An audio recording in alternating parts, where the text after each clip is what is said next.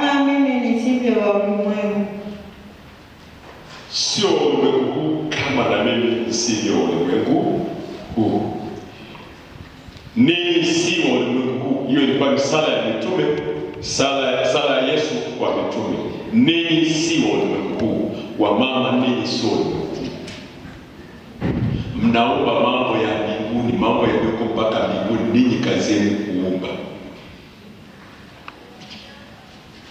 Ninyi sio ulimwengu huu wa mama.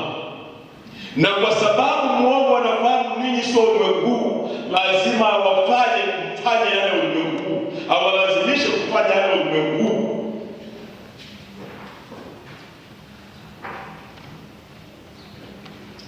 Wamama, ninyi sio ulimwengu huu. Narudia tena mahali yako. Mtikise tena mwenzako, mwambie wewe sio ulimwengu huu. Ndiyo, kwa nini nasema sio ulimwengu huu? Tangu mwanzo Mungu alipoweka sura na mfano wake ndani ya huyu mwanadamu, huyu kiumbe, na wenyewe Mungu ni mbinguni. Manake Mungu aliyeko mbinguni alikubali kuja kuishi tena kwenye ulimwengu huu, kuishi kwenye ulimwengu huu, kuishi dunia hii kupitia huyu mwanadamu. Mungu alipoumba alimkabidhi mwanadamu dunia ili yeye aitawale, kwamba Mungu atawale mbinguni, lakini ile sura na mfano wake utawale duniani, lakini mwisho wa siku wote wakutane pamoja na wafanye kazi pamoja. Dhambi ilipoingia, Yesu alipokuja akasema, Baba, ninawaomba uwadhili na yule mwovu, nimeushinda ulimwengu. Wao sioni watoe ulimwenguni, ila uwakinge na yule mwovu, kwa maana hawa sio ulimwengu.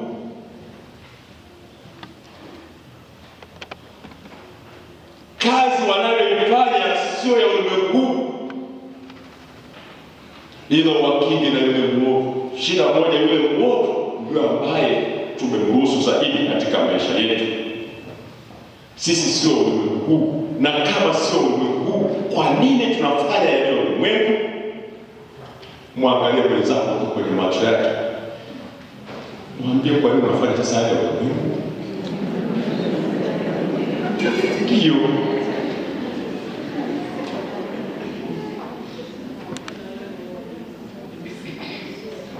tumsifu Yesu Kristo. Ya ulimwengu huu ni ya yule mwovu, ni ya shetani. Kwani sasa tunafanya? Hebu niambie tu mama, kuna faida yoyote ambayo tunaipata katika masengenya? Ukisengenya kwa mfano, kuna kitu gani cha ziada unachopata mahali hapa? Kuna naye kuambia mtu hata uje 100 hapa, au njoo tupate ladha kitimoto. Hiyo umeongea tu.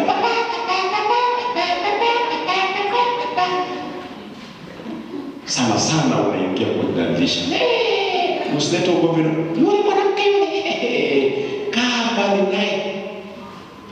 Ni mkora kule Kenya, kwetu Kenya. Ni mkora maana wezi wale wanaopiga kabali ya mbao. Yule ni mkora. Tumsifu Yesu Kristo. Sisi sio ulimwengu. Kwa nini tunafanya ulimwengu? Wivu unatoka wapi sasa? Nimetoa mfano wetu mdogo wa kufua. Sasa huyu mbaba anamfulia mke wake, anafua nguo zake mwenyewe. Hivi mke wake kaenda wapi? Kwani afua mwenyewe? Sasa tumsifu Yesu Kristo. Kristo. Kuna mambo ya ulimwengu tunayofanya, na siku tukifika mahali tutasema ni shetani alinidanganya. Ndio tutakuja shetani alinidanganya, fadha shetani alinidanganya. Sasa fadha shetani alikudanganya, alikuja kujaje sasa? Nimuonaje sasa? Ingekuwa kwenye kitu hili tunarusha kuuliza maswali na maswali mengine. Sasa bado unakuwa Mungu tu, unakuwa ni fadha kwa pale Mungu. Pole. Mungu ni mwenye huruma.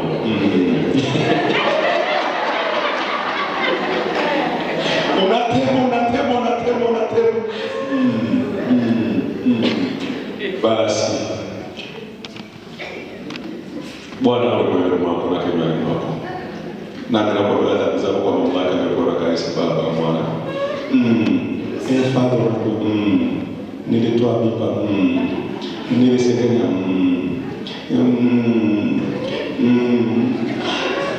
Father anaumia hapa, alafu baadaye sasa nye kanisa, jamani, kanisa liacheni